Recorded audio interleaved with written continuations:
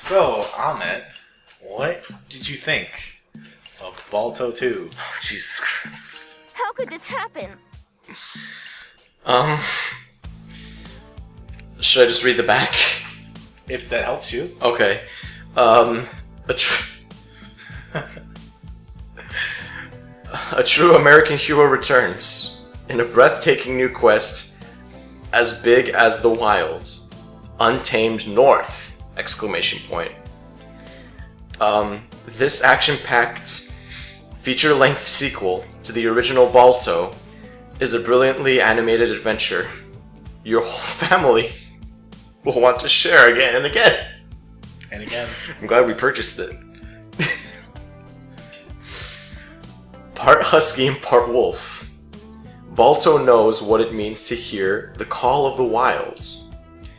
So when his headstrong young daughter, Alu, discovers her own wolf heritage, Balto understands she must follow her heart.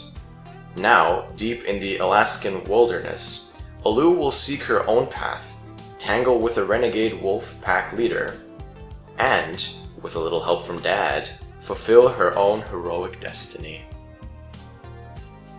Filled with laughter, action, unforgettable character. You can say that again. Laughter? Maybe not for the reasons they think. The voices of David Carradine, Lancey Chabert, Mark Hamill, and Peter McNally, Balto 2 Wolf Quest is an adventure classic to cherish for a lifetime. First off, I think we should preface this by saying I've never seen the original Balto. And I have. I guess I'll ask you this. What sort of differentiates this from the original Balto? And then I'll sort of jump in on what I thought. There's several things. Okay. First of all, the original Balto is based on a true story Uh-huh.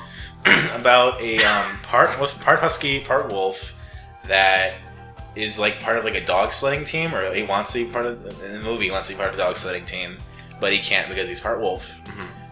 But he's really fast. So there's like that competition between like the strong dogs and him, right? So when like the town that they live in is under siege of like a virus and like the children are all like are dying and stuff, Balto has to go get the medicine with the snow dogs. And it's about him leading the pack to get the medicine and them coming back. And is Mark Hamill in the original one? No. Balto in the original is voiced by Kevin Bacon. Oh, you didn't come back No. for the straight to VHS sequel? No. And it's based on a true story about a dog who I guess was part wolf and led a team of dogs to help retrieve medicine from some remote Alaskan part of the country. Okay. Something like that. And this is nothing like that. To say this is an anomaly would be an understatement. It is cluttered with a lot of backstory that has no relation to the original. Yes. It's very fascinating, in a way. It is. So Balto 2, Wolf Quest, is about Balto's family. Balto starts a family.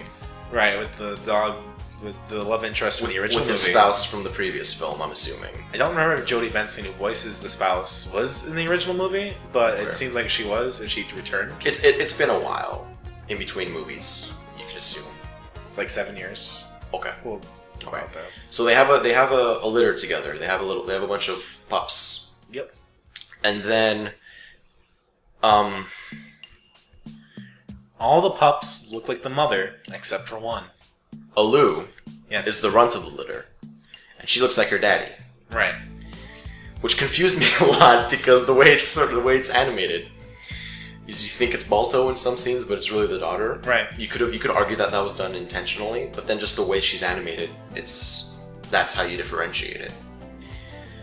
And then she finds out she's a wolf Because her dad tells her. because her dad tells her the truth. He has to tell her. It's a horrible truth. Why does he tell her? Because, okay, so before this, all the pups are put up for adoption, assumedly by the human owners of the mother dog, because Balto, being part wolf, can't be in the town. Mm-hmm. Like, he's like ostracized, so he basically like a separated family. He's just a lazy dad or something. Wolves are like second-class citizens in the animal world. Okay. Yes, and so the mother lives at home with her family, like her human family, and so they put the pups up for adoption. And there's like, okay, so yeah. Can I just stop you right there? The wolves, the two dogs, put the pups up for adoption. There's like a box that it says free pups or whatever. Free pups. I mean, assumingly it's the humans, but the movie acts like it's the dogs, the Balto and his wife, that put them up for adoption. They do that because there are no humans around. It's weird, and then there's this weird transition. The mother and the child walk up to the box, and as they are looking at the box, the scene transitions from day to dusk, within seconds. So it's implied that they stood there for a couple for hours. 2 hours. They just couldn't decide which one they wanted. But the movie makes it seem like it's 2 seconds, and then they close in on a close up of all the pups, and they pick the first of the ones that look at the mom, and then there's a montage set to a song, right? Of all the. Oh, I don't even remember. I don't think the singing comes in until an hour in. I do think there is lyrics in the song, okay. But it was forgettable. Okay. So then all the mom pups get adopted, and then there's Jenna, or no, Alu. Alu is the one that's left because she looks like a wolf. So then the movie transitions, and one of the weirdest transitions I've ever seen. It pans, it tilts up, and then you see the moon, and then the moon switches sides. Yeah. And it's kind of implied that it's the next day, but really it's the next year. Really, it's the next year. We have some returning characters. We have the little gay couple from the first polar film. bears, I guess. The polar bears. I guess they're polar bears, and they're and the original one was voiced by Phil Collins. The other one didn't speak. It's the same here, but it's not Phil Collins. Again. No, it's somebody else. It's somebody else. And they're the comic relief Timon and Pumbaa type. And then there's a bird, which is Russian, named Boris. It's gonna be hard talking about this without comparing it to Lion King. Or any other Disney movie, really. Yeah. So Boris is the oh yeah, Uncle Boris. Uncle Boris. He's the the watcher when the polar bears aren't watching the daughter. When Balto isn't watching the daughter. He kind of reminds me of Uncle Waldo from the Aristocats. Yes. She's like, Daddy, why won't people adopt me? But then she runs into a hunter. Right. So there's a hunter, and then the hunter is gonna shoot her. She doesn't know. So she think, oh, it's a human. A human wants to adopt me, because I guess she didn't learn after a year that no human wants to adopt her for some inane reason. There's a lot of race stuff in here. Too. It is basically a parable for racism, racism and homophobia. Yeah, well, that's only applied to the visuals. Yeah, we'll get to that. So, oh my god, we completely forgot about the opening dream sequence. There's so much to talk about.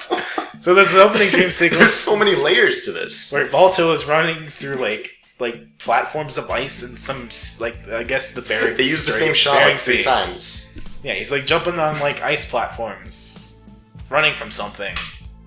Like a raven? It's like a bird. It's a bird. I thought it was a vulture at first, but no, apparently it was a raven that's animated so weirdly. Its shadow lags behind it. While it's. I don't know if it was just. I don't know if it was the VHS copy that we have. It was just blurry. It was a blurry bird, but it was mystical. It's strange. Okay. So I see Mark Hamill's character at the bottom of that wonderful cover. So it's hard to talk about this because so much of the movie is one thing. Yeah, it's the typical Disney sequel of the generation after the main characters wants to figure out who they are. They want to rebel against the parents. Lion King 2 wore it much better. It reminded me of Little Mermaid 2, where Ariel's daughter was told no, go out to the sea, and she wanted to go to the sea. It was It was the reverse. It's what do we do? The mom wanted to be a human, right? So the daughter wants to be a mermaid, right? So here, it's unclear. The daughter goes on a a la Luke Skywalker-esque journey, sort of, and it's she finds a cave with the most, I guess, can't put it in any other words, colorful character. Yeah. It's a little flamboyant mouse who is singing with some crystals. Who has a bunch of. No, like literally, Alu walks into the scene. This mouse is singing with all these just giant crystals in the middle of the cave, and she just starts howling along with it. Mouse. And I know it sounds like we're just. This is literally the order, this sequentially in which stuff happens. We're skipping over a lot of the fluff, honestly. But that's the thing. That's the thing, though. Can you really critique this? I mean, we're not particularly, like we're not reviewers. Well, we are. We're not. Well, we're reviewing a film, but we're not paid critics. Yeah, we're not professionals. We're not professionals. We're just stating our opinion. Yeah. I feel like it's fair to point out things that don't correlate, as opposed to, this happens and then this happens. Right. Because it's really not like that. It's really more like a checklist. I guess. Yeah. It's like when a third party animation studio or movie studio wants to cash in on whatever's popular at the time. Right. They make a checklist. But what's weird about this is instead of continually sort of referring back to the checklist and like sort of building a story around it, it's literally story beats happen, and we get to we have from like one thing to the other. Like the checklist is being checked off as the movie is being made. As the movie's being made. But made. the movie is changing based on what's on the checklist. Yeah. It's not something that they at least I don't think this is just this is just speculation.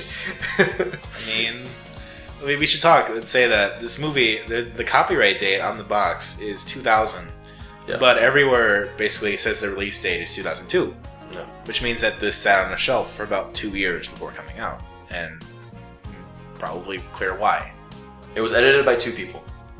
Which would either imply that this is 2 different movies, or that's what it feels like. But the problem is that that even when it changes, it is so tied to the original that it's still the same. So then maybe then they just scrapped it, and then they're like, we'll keep part of it. We have this here. This is good stuff. I think we should mention. There's a very memorable sequence where like halfway into the movie, it sort of slows down. It lets you catch your breath because so much happens. Right. And then we immediately get into some song and dance. Yeah, like the musical kicks in. Yeah. And then it just then becomes a musical. This has been our home forever. This is where the clan belongs. Almost 50 minutes of it, I want to say, is Alu and self-discovery and regular Disney sequel. Yeah. And then the last 20-30 minutes of it is like we gotta help this wolf pack get food. Right. There's a starving wolf pack that they run into, led by Mark Hamill and David Carradine. David Carradine being the wise old Asian influenced wolf. Yeah. And Mark Hamill being the rebellious deputy who wants to do what he thinks is right, and then has the voice of the Joker. See here, our wise leader, who visits with the great Anayu only in his dreams, has brought a mutt to guide us. There's a scene that I remember where what's Balto 2's name? What's Alu. Alu. She wakes up and she goes under the rocks with David Carradine's wolf. And what does he say? A star dies and another is born. All is a great dance of balance. When one star dies, another is born. And that's the first line he says in that scene. And then he's just... His whole thing is he's a badass. He's... Sort of. He's like a cool, mysterious guy. Yeah. And... then it's like, I attribute that to the moment where the ice breaks at the end. And then she's slowly moving away, and he has this pose where he's I feel like anyone who's watching this, it's gonna seem like we're skipping a lot of stuff. No, but we're not. Like, we covered most of it. This is literally what happens. Like, I really wanted to make sure we got a straight line about this, but we really can't. Because it's like, if you look at it, it doesn't really make sense. Yeah. It's just like, one movie dies and another is born. There's a fox in this movie. There's a sexy, sly fox. Oh, I forgot about her. I forgot about that. There's a totem. And then... There's also a totem. There's a totem in the opening. And it has like different animals on it. In case you didn't know what animal was which, they're all accompanied by the sounds of that animal when they show up on the screen. And their names too. And their names. This is the wolf. This is the fox. I guess that's for kids, but whatever. Wolverine. Yeah, the Wolverine. And he runs into 3 Wolverines. But anyway, that's like a little later. This fox, she tricks him. Because she's a fox. She gets caught onto a trap, and then she tells him, "Hey, let me out, and I'll help you find your daughter." Because Alu was run off because she's racist about being a wolf. Because she's like, I don't want to be a wolf. Why? How could this happen? How could this happen? How could this happen? After helping her. After he helps the fox, she pushes Balto off The log that they're off on. the log Into the river. and then Balto says, "Are you crazy?" And then she's like the most bizarre thing. She says, "Just let the current take you.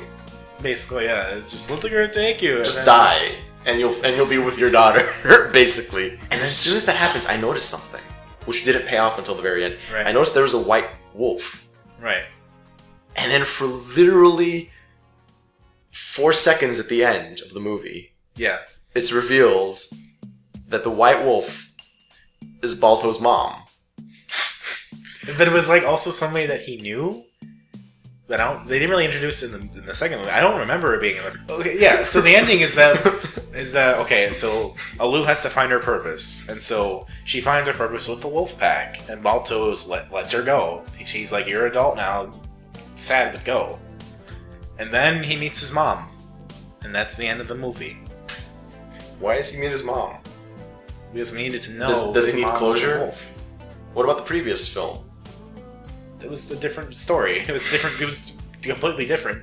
The first movie was about a heroic dog who saved people. This is like... It makes more sense. Yeah, like, it was Disneyfied, but it was like Universal put out a decent family kids movie, and then the sequel comes out 7 years later on video, and it's like a journey of self-discovery that also turns into a musical. That is also, it turns into a plot about wolf packs and to be with the pack or not to be with the pack. But the main character singing mice. But the main character can't really understand what it's like to be in a wolf pack because she's been isolated most of her life with her dad and polar bears and Uncle Boris. So she's learning lessons that she can't comprehend. That her character has no reason to learn. Let's talk about the animation. No, not just the animation, like the art style coupled with the animation. Yeah. I want to say lazy, but it kind of works within the boundaries of what they're setting up.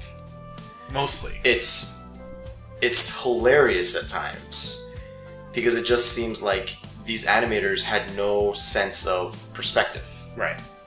There are a lot of shots that are intentionally where like things in the background and the foreground are in different focus levels, but they're animated in a way as to like you see it and they're very clearly next to each other. There's no depth in any of the images. Right. This is an issue for 2 reasons. One, I'm sure the first Balto, It had feature quality animation. yeah. So there's that. You know, there's the direct-to-video, phoning it in, Right. whatever. But 2, it's coupled with these amazing landscape shots. And like the sky, sometimes it's just gorgeous. Yeah, and the worst part of it is the animals look worse than the backgrounds they're projected upon. Right. It's weird, isn't it? Yeah, because it's like some people really cared about this. The best sequence in this film was in the cave with the singing mouse. Oh yeah. It's like when it's like Indiana Jones, then he holds the crystal up to the light, and then shoots beams everywhere, and that makes it like a light show. And then he keeps knocking down different crystals, and they show different lights of like different animals, and there's like a song going. It's like he rehearsed it before. Like he set all of it up just for somebody to come along. And it. Can we talk about how she discovers him too? She hears a stranger singing, and he doesn't even react. Well, that's also precluded by the sequence with the sun, where it's like they have the sun and like the background of a landscape shot, and it fades. Yeah. And then they crossfades with a different sun with the landscape shot. The sun is slightly altered. Yeah. But it's the same time of day, but time has passed. But it's also dusk when it wasn't before, because when she goes into the cave, then it's purple. The whole sky's purple. And then she goes in the cave, and then she hears the singing. I wanted to show this to you because I'm interested in this whole craze that was like direct-to-video sequels of famous animated movies, because there are just so many, and it was insane to keep making them. I'm sure some of them made money, but not all of them could have. And this is the weirdest one I've seen, and probably the one I think is the most, not important, but like, this one, if I was to keep one, this would be the one I would keep, because it was the most weirdest, different thing.